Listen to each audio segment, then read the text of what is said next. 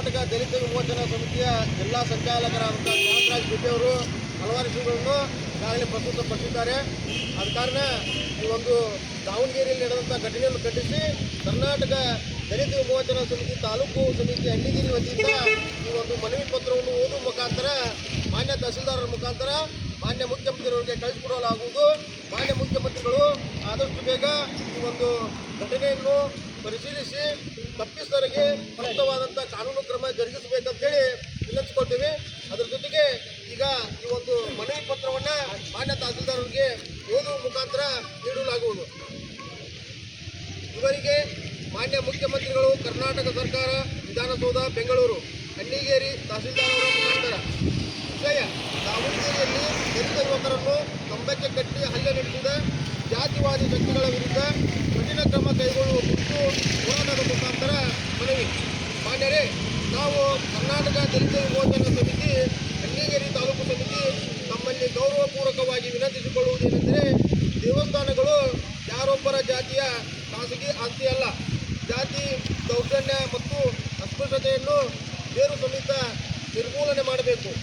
ದಾವಣಗೆರೆ ಜಿಲ್ಲೆಯ ಚನ್ನಗಿರಿ ತಾಲೂಕಿನ ಬೆಳಲಗೆರೆ ಗ್ರಾಮದಲ್ಲಿ ದೇವಸ್ಥಾನ ಪ್ರವೇಶಿಸಿದ್ದಾರೆ ಎಂಬ ಕಾರಣಕ್ಕೆ 5 ಜನ ದಲಿತ ಯುವಕರನ್ನು ಕಂಬಕ್ಕೆ ಕಟ್ಟಿ ಹಾಕಿ ಹಲ್ಲೆ ನಡೆಸಿ ಜಾತಿ ನಿಂದನೆ ಮಾಡಿದ ಅಮಾನವೀಯ ಘಟನೆ ಅತ್ಯಂತ ಖಂಡನೀಯವಾಗಿದೆ. ಈ ಘಟನೆ ಕೆಲವು ವ್ಯಕ್ತಿಗಳ ನಡುವೆ ಗಲಾಟೆ ಅಲ್ಲ, ಇದು ಶತಮಾನಗಳಿಂದ ಶೋಷಣೆ, ಜನರ ಮೇಲೆ ಪೂರ್ಣ ಮುಖವನ್ನು ಮತ್ತೊಮ್ಮೆ ಬಹಿರಂಗಪಡಿಸಿದೆ. ವರದಿಯ ಪ್ರಕಾರ ಅಜ್ಜಿ ಹಬ್ಬದ ಸಂದರ್ಭದಲ್ಲಿ ದಲಿತ ಸಮುದಾಯದವರು ಪೂಜಾ ಆಚರಣೆಯ ಭಾಗವಾಗಿ ಸಾಗುತ್ತಿದ್ದಾಗ ದೊಡ್ಡಯ್ಯ ಸ್ವಾಮಿ ಬಳಿ ಬರಬಾರದು ಎಂದು ಹೇಳಿ ಜಾತಿ ನಿಂದನೆ ಹಾಗೂ ಹಲ್ಲೆ ನಡೆಸಲಾಗಿದೆ. ಘಟನೆಯಲ್ಲಿ ಗಾಯಗೊಂಡ ಯುವಕರು ಆಸ್ಪತ್ರೆಗೆ ದಾಖಲಾಗಿದ್ದು 42 ಜಾತಿವಾದಿಗಳು ಸವರ್ಣೀಯರ ವಿರುದ್ಧ ಮೊಕದ್ದಮೆ ದಾಖಲಾಗಿದೆ. ಅಧಿಕಾರಿಗಳ ಸಮ್ಮುಖದಲ್ಲಿ ನಂತರ ದಲಿತ ಸಮುದಾಯವರಿಗೆ ದೇವಸ್ಥಾನ ಪ್ರವೇಶಕ್ಕೆ ಅವಕಾಶ ನೀಡಲಾಗಿದೆ. ಕರ್ನಾಟಕ ದಲಿತ ವಿಮೋಚನಾ ಸಮಿತಿ ಅಣ್ಣಿಗೇರಿ ತಾಲೂಕು ಸಮಿತಿ ಈ ಘೋರ ದೌರ್ಜನ್ಯವನ್ನು ತೀವ್ರವಾಗಿ ಖಂಡಿಸುತ್ತದೆ. ಸಂವಿಧಾನ ಜಾರಿಯಾಗಿ 7 ದಶಕಗಳಾದರೂ ದಲಿತರು ದೇವಸ್ಥಾನದ ಪ್ರವೇಶ ಕಾರಣಕ್ಕೆ ಕಂಬಕ್ಕೆ ಕಟ್ಟಿ ಹೊಡೆಯುವಂಥ ಘಟನೆಗಳು ನಡೆಯುತ್ತಿರುವುದು ಅತ್ಯಂತ ನಾಚಿಕೆಗೇಡಿನ ಸಂಗತಿಯಾಗಿದೆ. ಕಾನೂನು ಪುಸ್ತಕಗಳಲ್ಲಿ ಅಸ್ಪೃಶ್ಯತೆ ನಿಷೇಧವಾಗಿದ್ದರೂ ಹಳ್ಳಿಗಳ ಸಾಮಾಜಿಕ ಬದುಕಿನಲ್ಲಿ ಪ್ರಾಬಲ್ಯತೆ, ಅಸ್ಪೃಶ್ಯತೆ ಮತ್ತು ಸಾಮಾಜಿಕ ಬಹಿಷ್ಕಾರ ಮುಂದುವರಿಯುತ್ತಿರುವುದು ಈ ಘಟನೆಯ ಮತ್ತೊಂದು ಸಾಕ್ಷಿಯಾಗಿದೆ.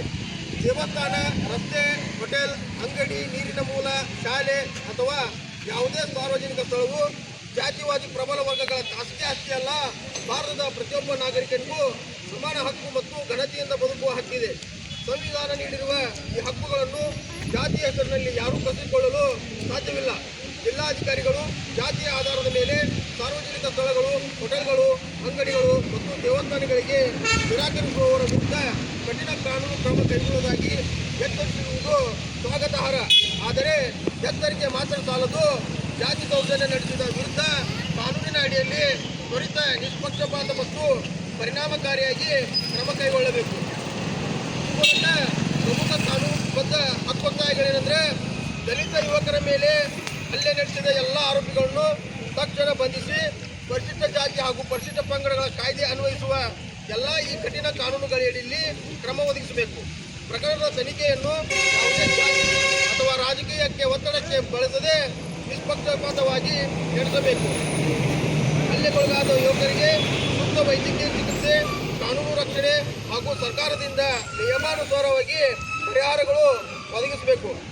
ದಲಿತ ಕುಟುಂಬಗಳಿಗೆ ಗ್ರಾಮದಲ್ಲಿ ಭಯಮುಕ್ತವಾಗಿ ಬದುಕಲು ಸಂಪೂರ್ಣ ಭದ್ರತೆ ಒದಗಿಸಬೇಕು. ದೌರ್ಜನ್ಯಕ್ಕೆ ಒಳಗಾದವರ ಮೇಲೆ ಯಾವುದೇ ರೀತಿಯ ಪ್ರತಿಕಾರ, ಒತ್ತಡ ಅಥವಾ ಸಾಮಾಜಿಕ ಬಹಿಷ್ಕಾರ ನಡೆಯದಂತೆ ಜಿಲ್ಲಾಡಳಿತ ಕಟ್ಟುನಿಟ್ಟಿನ ಕ್ರಮ ಕೈಗೊಳ್ಳಬೇಕು.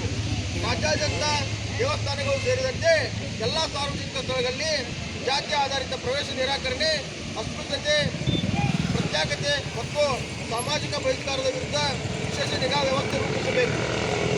ಜಾತಿ ದೌರ್ಜನ್ಯ ನಡೆಯುವ ಗ್ರಾಮಗಳಲ್ಲಿ ಕೇವಲ ಅಧಿಕಾರಿಗಳ ಭೇಟಿ ಮತ್ತು ತಾತ್ಕಾಲಿಕ ರಾಜಕೀಯ ಸೀಮಿತವಾಗಿದೆ. ಜಾತಿ ಪ್ರಾಬಲ್ಯದ ಸಾಮಾಜಿಕ ರಚನೆಯನ್ನು ಪ್ರಶ್ನಿಸುವ ಶಾಶ್ವತ ಕ್ರಮಗಳನ್ನು ಕೈಗೊಳ್ಳಬೇಕು. ದಲಿತರ ಮೇಲೆ ದೌರ್ಜನ್ಯ ಪ್ರಕರಣಗಳಲ್ಲಿ ತ್ವರಿತವಾಗಿ ನ್ಯಾಯಕ್ಕೆ ವಿಶೇಷ ನ್ಯಾಯಾಲಯಗಳ ವ್ಯವಸ್ಥೆಯನ್ನು ಬಲಪಡಿಸಿ ಪ್ರಕರಣಗಳ ವಿಚಾರಣೆಯನ್ನು ತ್ವರಿತಗೊಳಿಸಬೇಕು. ಈ ಮೇಲಿನ ವಿಷಯ ಎಂದು ಕರ್ನಾಟಕ ದಲಿತ ವಿಮೋಚನಾ ಸಮಿತಿ, ಅಣ್ಣಿಗೇರಿ ತಾಲೂಕು ಸಮಿತಿ